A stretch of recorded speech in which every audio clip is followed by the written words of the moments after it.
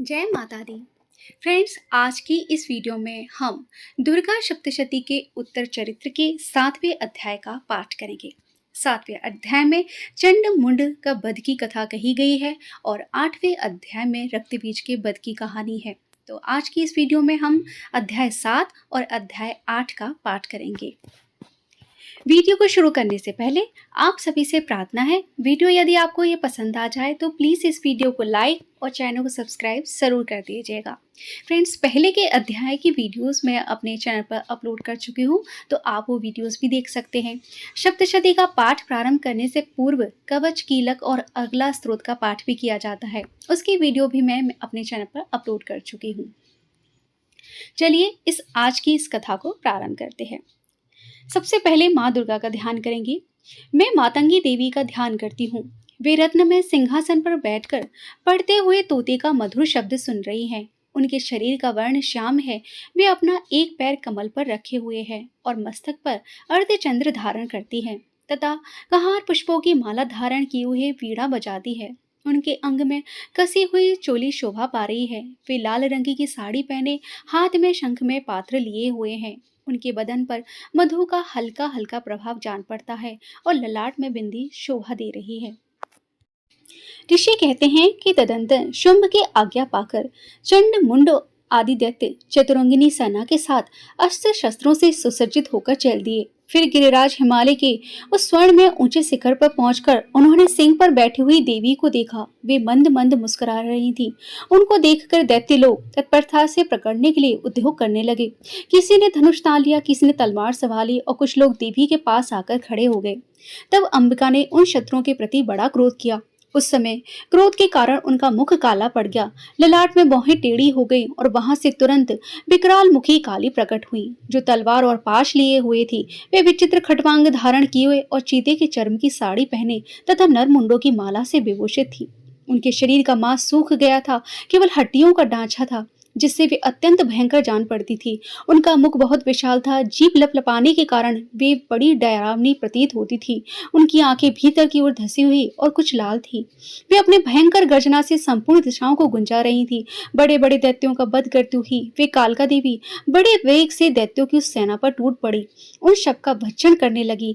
वे पार्श्व रक्षकों को, अंकुशधारी महाबतों, योद्धाओं और घंटा सहित कितने ही हाथियों को एक ही हाथ से पकड़कर मुंह में डाल लेती थी। इसी प्रकार घोड़े, रथ और सारथी के साथ रथी सैनिकों को अपने मुंह में डालकर वे उन्हें बड़े भयानक रूप से चबा डालती थी। किसी के बाल पकड़ लेती, किसी का गला दबा देती, किसी को पैरों से कुचल डालती तो किसी के छाती के धक्के से मार डालती थी। वे अश्रुओं के छोड़े हुए बड़े बड़े अस्त्र शस्त्र मुंह से पकड़ लेती और रोष में भरकर उन्हें दांतों से पीस डालती थी। काली ने बलवान एवं दुरात्मा दैत्यों की वह सारी सेना रौंद डाली, खा डाली और कितनों को ही मार भगाया।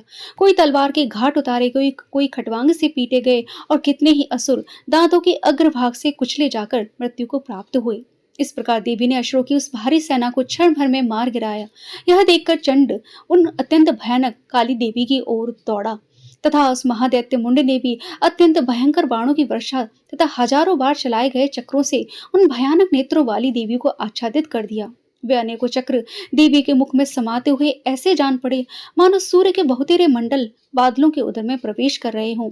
तब भयंकर गर्जना करने वाली काली ने अत्यंत रोष में भरकर विकट अट्टहास किया। उस समय उनके विकराल बदन के भीतर कठिनता से देखे जा सकने वाले दांतों की प्रवाह से वे अत्यंत उज्जवल दिखाई देती थी।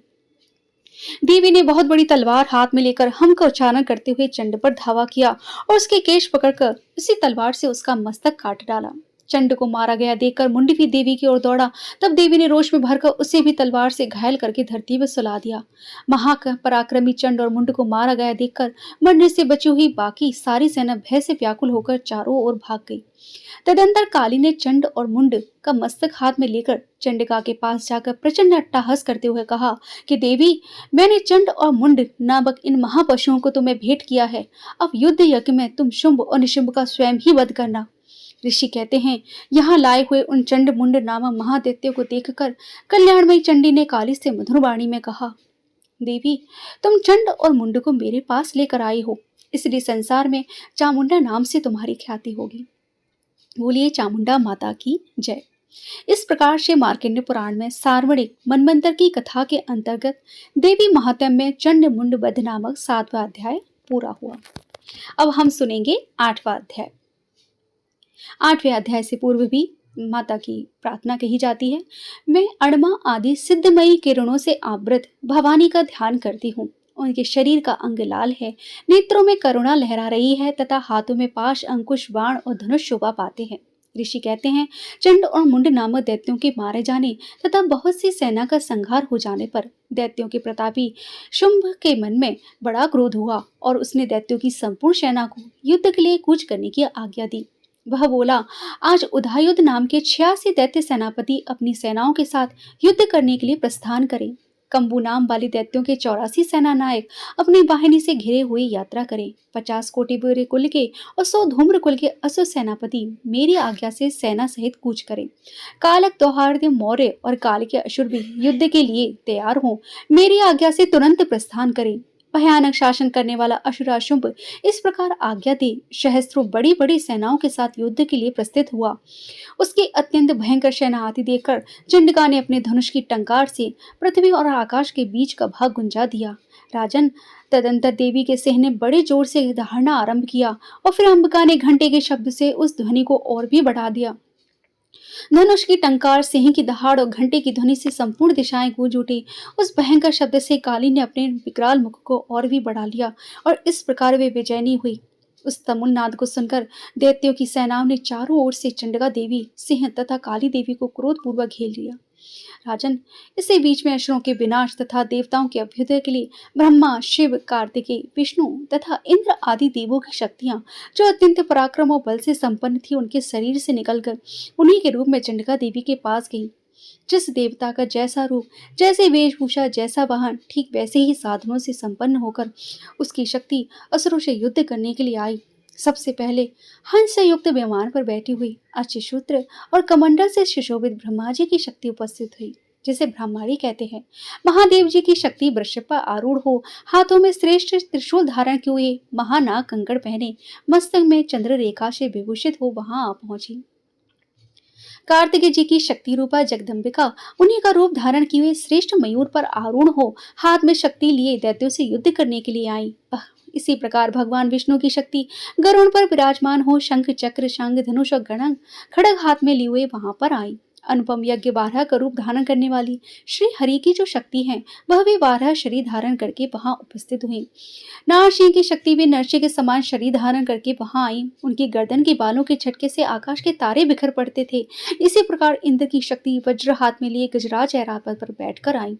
उसके भी शस्त्र नेत्र थे। इंद्र का जैसा रूप है वैसा ही उसका भी था।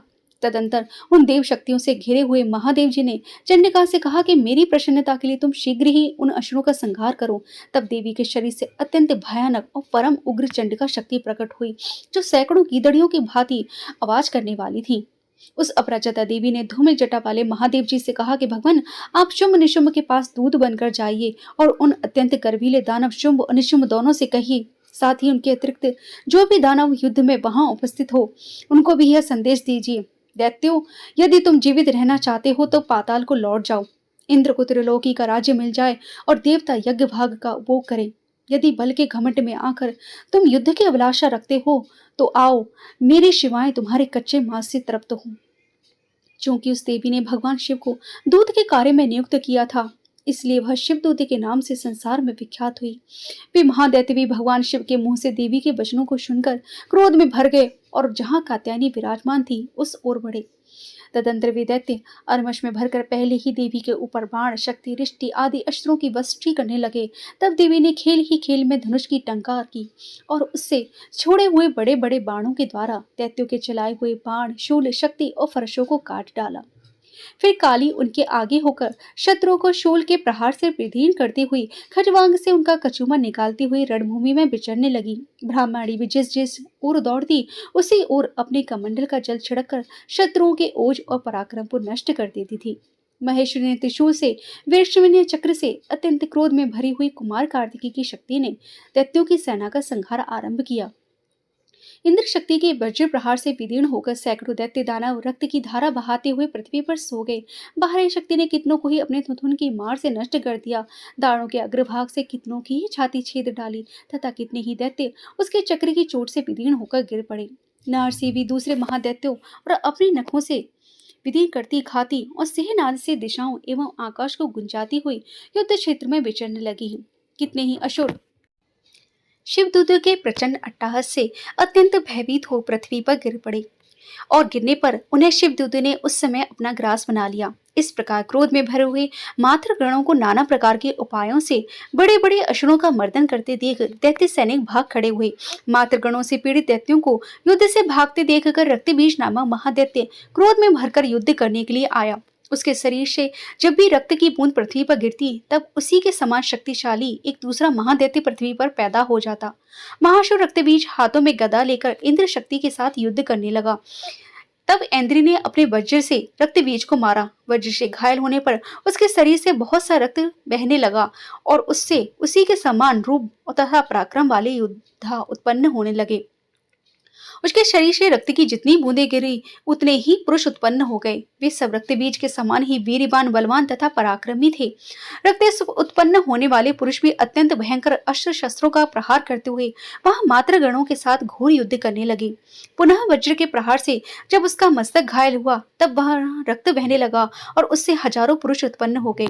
वैश्वनी ने युद्ध में रक्तबीज पर चक्र का प्रहार किया तथा इंद्र ने उस दैत्य सेनापति को गदा से चोट पहुंचाई।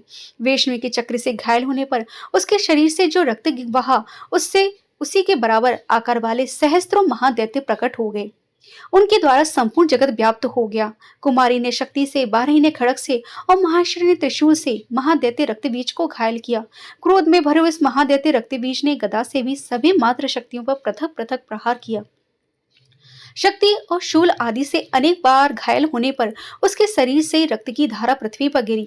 उससे निश्चय ही सैकड़ों असुर उत्पन्न हो गए। इस प्रकार उस महादैत्य के रक्त से प्रकट हुए असुरों के द्वारा संपूर्ण जगत व्याप्त हो गया और इससे उन देवताओं को बड़ा भय हुआ। देवताओं को उदास देखकर चंडिका ने काली से शीघ्रता पूर्वक कहा कि चामुंडे, तुम अपना मुख और भी फैलाओ तथा मेरे शस्त्र पात्र से गिरने वाले रक्त बिंदुओं को और उनसे उत्पन्न होने वाले महादैत्यों को तुम अपने इस उतावले मुख से खा जाओ।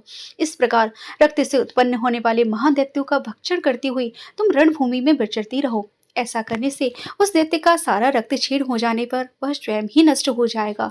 उन भयंकर दैत्यों को जब तुम खा जाओगी तब दूसरे नए दैत्य उत्पन्न नहीं हो सकेंगे। काली से यूं कहकर चंडिका देवी ने शूल से रक्तबीज को मारा और काली ने अपने मुंह में उसका रक्त ले लिया। तब उसने वहां चंडिका पर गदा से प्रहार किया, किंतु उस गदापात ने देवी को तनिक भी वेदना नहीं पहुंचाई। रक्तबीज के घायल शरीर से बहुत सा रक्त गिरा, किंतु जो ही वह गिरा त्यों ही चामुंडा ने उसे अपने मुख में ले लिया।